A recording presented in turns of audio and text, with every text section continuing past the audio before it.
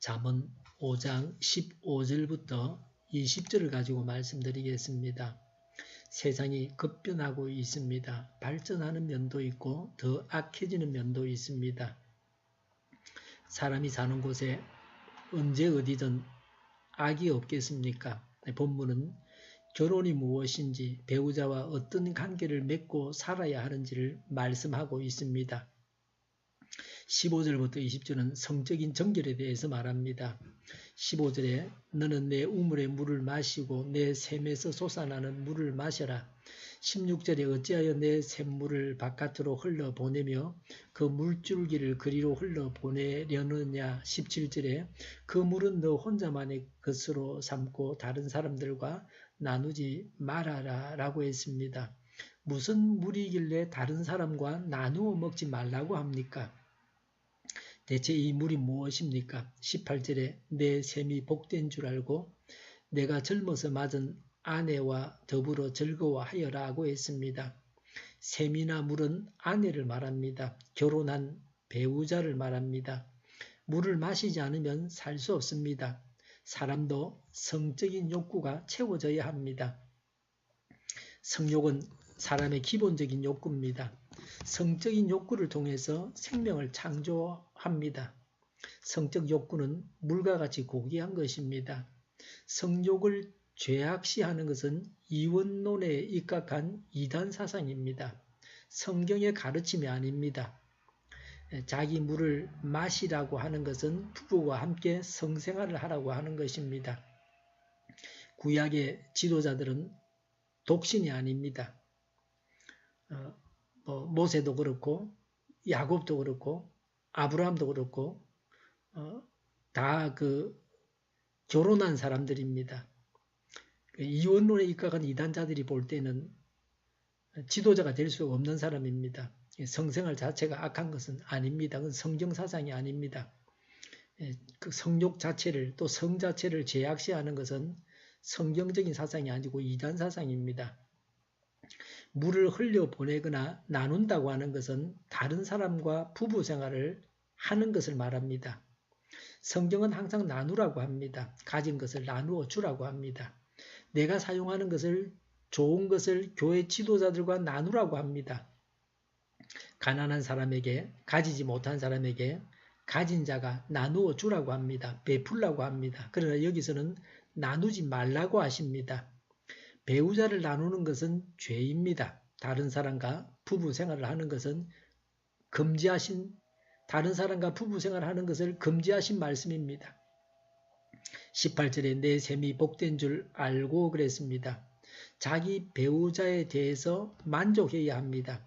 보통은 상대에 대해서, 부부간의 상대편에 대해서 불만이 많습니다. 만족할 줄 모릅니다. 결혼을 잘못했다고 하고 배필이 아니라고 합니다. 만족을 모르는 많은 사람들이 이혼을 합니다. 사람은 받은 복을 모릅니다. 복을 복으로 알지 못합니다. 이것이 불행의 시작입니다. 손에 쥐고 있는 것의 가치를 모릅니다. 가지지 못한 것만 귀하다고 생각합니다. 남의 떡만 크게 보입니다. 남의 손에 있는 것만 귀하다고 생각합니다. 사람의 심리가 그러합니다. 이미 받은 것이 귀한 것을 모릅니다. 그러니 받고도 고마움을 모릅니다. 19절에 아내는 사랑스러운 암사슴, 아름다운 암노루, 그의 품을 언제나 만족스럽게 생각하고 그의 사랑을 언제나 사모하여라고 했습니다. 성령 충만은 이런 것입니다. 부부가 각각 딴방을 쓰는 것은 성령 충만이 아닙니다. 부부 사이에 살이 닿는 것조차 싫다고 하면 그것은 죄악입니다. 부부는 서로 사모하고 그리워하는 사이가 되어야 합니다. 흔히들 부부는 전생의 원수가 만난다고 합니다. 성경은 부부가 서로 원수가 되어서는 안 된다고 가르치고 있습니다. 서로 애인 사이가 되어야 합니다. 부부가 서로 애인이 될 때의 성경적인 부부입니다. 평생 동안 상대에 대해서 만족하고 그리워하고 사는 부부가 되어야 합니다. 18절에 젊어서 맞은 아내와 더불어 즐거워하여라고 했습니다. 젊어서 맞은 아내는 본부인을 말합니다. 옛날에는 일부 다처였습니다. 재산이 많은 사람은 노년에도 어린 여자를 아내로 맞았습니다. 그래서 한 말입니다. 요새 가진 자들은 남녀를 가리지 않고 자기보다 젊은 사람과 혼인을 하려고 합니다. 40대 후반에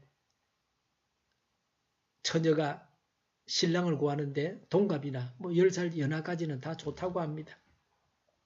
자기보다 나이가 많아서 자신이 섬기는 것은 싫다는 겁니다. 자기 아내와 함께 즐거워해야 합니다. 많은 사람들은 부부 생활을 금욕적으로 생각합니다.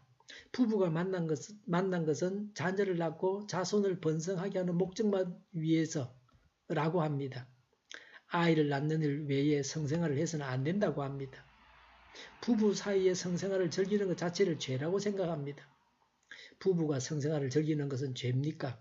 오늘 본문이 이런 질문에 분명하게 대답하고 있습니다. 성경은 이방의 다른 사상들과는 다릅니다. 이방의 사상들은 육체를 악하게 보고 성을 더러운 것이라고 합니다.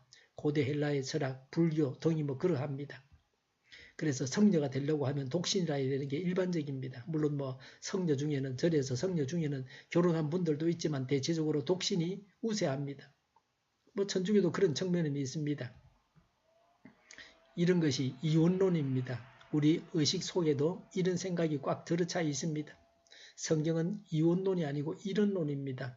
모든 것이 하나님으로부터 나왔고 다 아름답습니다. 성에 대해서 설교하는 것조차 경건하지 못하다고 생각하기도 합니다. 성과 관련된 이야기를 하지 않아야 경건하다고 생각합니다. 말하지 못하는 가운데 썩어가고 있습니다. 제약이 자리를 잡아가고 있습니다. 내일 이어서 계속해서 말씀드리겠습니다. 배우자를 복으로 알아야 합니다. 배우자를 만족하고 사모하며 살아야 합니다. 배우자와 더불어서 즐거워해야 합니다. 기도하겠습니다. 배우자를 복으로 알게 하옵소서. 배우자를 만족하고 또 사모하며 살아가게 하옵소서. 배우자와 더불어서 즐거워하게 하여 주시옵소서. 우리 동일교회가 만군은집하게 하여 주시옵소서. 예수 이름으로 명하노니 모든 병만은 물러가고 몸의 모든 부분으로 온전하게 될지어다. 신유의 기적을 베푸셔서 지금도 저희의 질병을 고쳐주시옵소서.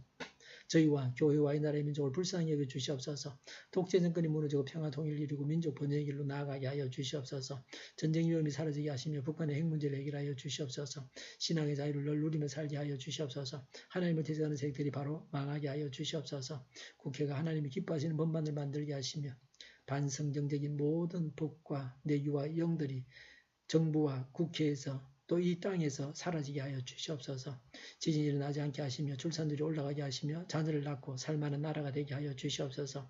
에너지 정책, 재활용금 정책을 제대로 세워서 집행하게 하시며 늘 맑은 공기를 마실 수 있게 하여 주시옵소서. 비 피해가 없게 하여 주시옵소서. 주의를 잘 준비하고 내일은 하나님 앞에 아름다운 예배를 드리게 하여 주시옵소서. 오늘도 성령님을 따라서 차고 넘치는 삶, 복된 삶을 살게 하여 주시옵소서. 감사와 찬양을 주님께 돌려드리며 예수님의 이름으로 기도하옵나이다.